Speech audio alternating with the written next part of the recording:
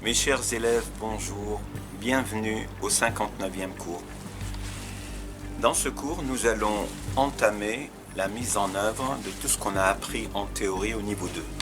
Nous avons appris les rouages de la langue arabe, tout ce qui est la forme des mots, tout ce qui est contenu, le fonctionnement, tout ça. Et là, on va mettre tout ça en pratique. Et pour commencer, nous allons commencer par la conjugaison du passé. Et cette conjugaison, nous allons la commencer avec des verbes simples. Vous savez qu'il y a des verbes malades qui contiennent une lettre malade, le alif, le waw et le ya. C'est un cas particulier. Et là, on va commencer par le verbe sain. On va commencer par le verbe kataba. Donc, on va nous occuper de la conjugaison des verbes sains au passé. Et pour ce faire, on a choisi le verbe kataba.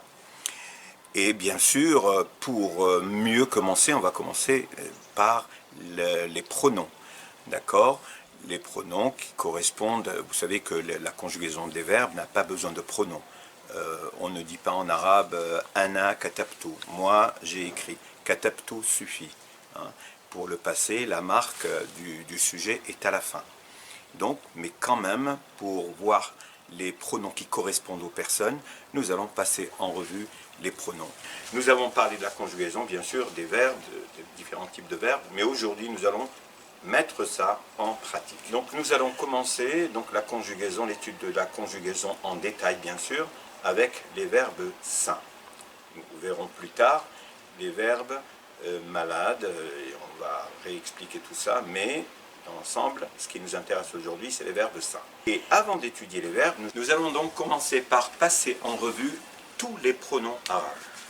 Alors, il existe ana, je, anta, tu masculin, anti, tu féminin, huwa, il, hiya, elle, nahnu, nous, antuma, vous, vous deux, masculin ou féminin.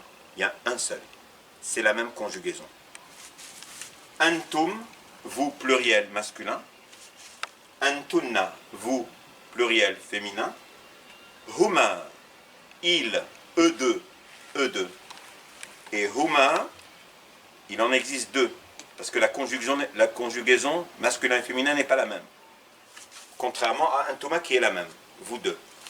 Eux deux et elles deux, ça n'est pas la même. C'est pour ça qu'on en met deux. Huma, donc masculin, eux deux, huma féminin, elles deux, hum, il au pluriel, et hunna, elles au pluriel. Voici tous les pronoms arabes qui existent dans la conjugaison.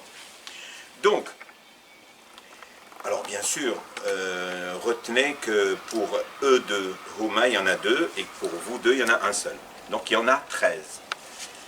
On va maintenant aborder la conjugaison des verbes sains. Et pourquoi je dis des verbes sains ? Ce sont les verbes qui n'ont pas de lettres particulières ou de phénomènes particuliers. Par exemple, qui n'ont pas de voyelles longues voyelles. Pourquoi ? Parce que les longues voyelles se transforment au présent. Donc du coup, ce sont des verbes sains, ils ne se transforment pas. Les mêmes lettres restent au présent. Ok ? Donc, nous allons aborder donc la conjugaison d'un verbe sain. Nous avons choisi le verbe kataba. Et ce verbe sain, nous allons le conjuguer à toutes les personnes et à tous les temps. Et en arabe, nous avons 3 temps. Le passé, le présent et le futur. Donc nous allons commencer par le passé. Et au passé, pour conjuguer un verbe au passé, vous n'avez pas besoin du pronom. Vous n'avez pas besoin de dire ana katabtu. Le ana est inutile. Pourquoi ? Parce que vous avez la personne je à travers la lettre que vous mettez au à la fin. Vous voyez ? C'est cette lettre qui va déterminer qu'on est au passé et qui va déterminer la personne. Vous n'aurez pas besoin de ana, contrairement au français. Si vous dites je chante, vous pouvez le confondre avec il chante. Chante, ça va être écrit de la même manière. Donc en arabe, non. En arabe, vous n'avez pas besoin du pronom. Là, on l'écrit juste à titre indicatif, pour en même temps apprendre les pronoms. Donc, ana katabtu. Donc, pour conjuguer un verbe au passé, vous lui mettez ces lettres à la fin. Vous mettez tout au passé à je. Donc, katabtu, j'ai écrit. Katabta, tu as écrit masculin. Katabti, tu as écrit féminin. Kataba, c'est le seul cas où il n'y a pas de pronom. Quand il n'y a pas de pronom à la fin, ça veut dire nous sommes à il au passé.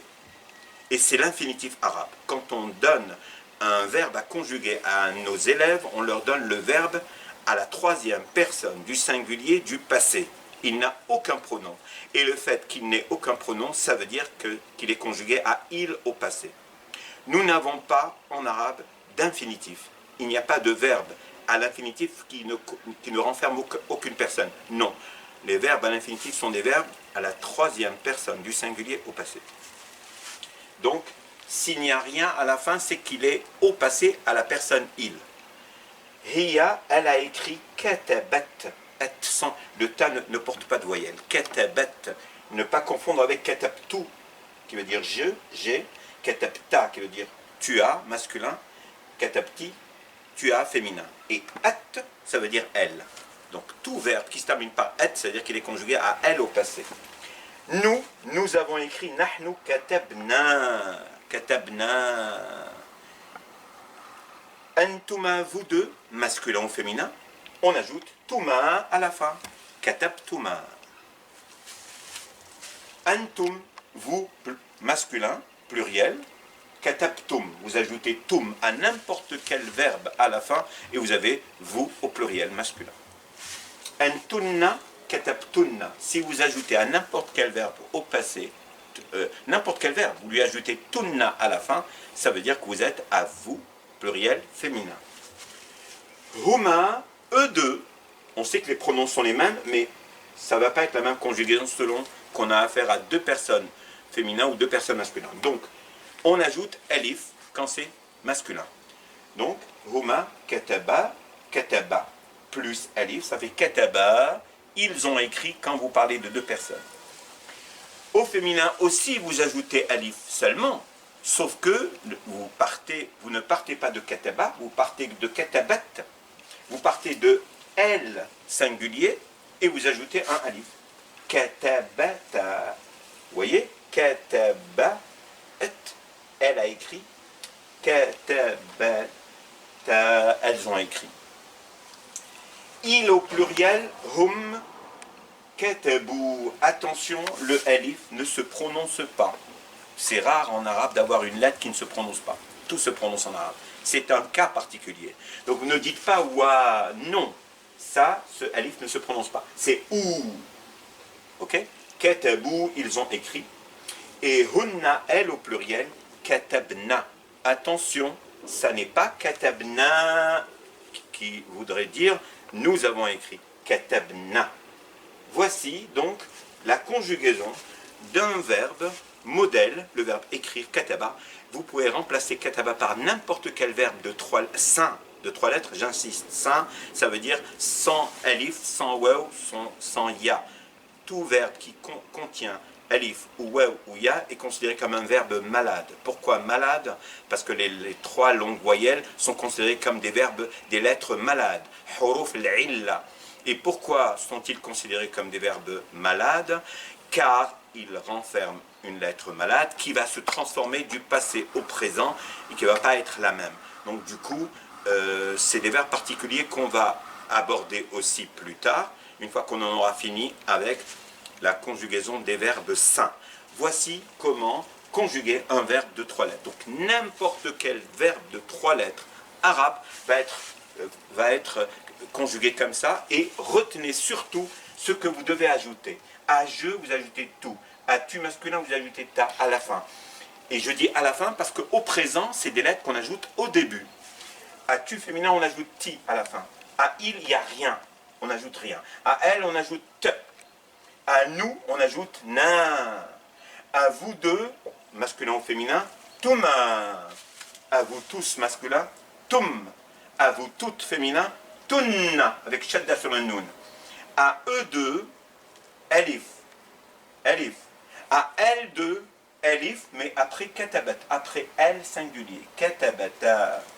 À il, au pluriel, vous ajoutez un waw ou avec un alif qui ne se prononce pas. Et à elle, vous ajoutez na. Ne le confondez pas avec na du nous. Voici la conjugaison du passé des verbes sains. J'espère vous voir très bientôt pour la conjugaison des verbes du présent avec les verbes sains. Merci, shukran ala husni intibaikum. Merci pour votre aimable attention. Je vous donne rendez-vous au 60e cours, donc le prochain cours, qui sera le 60e cours. En attendant, je vous souhaite une excellente journée et à très bientôt. Au revoir.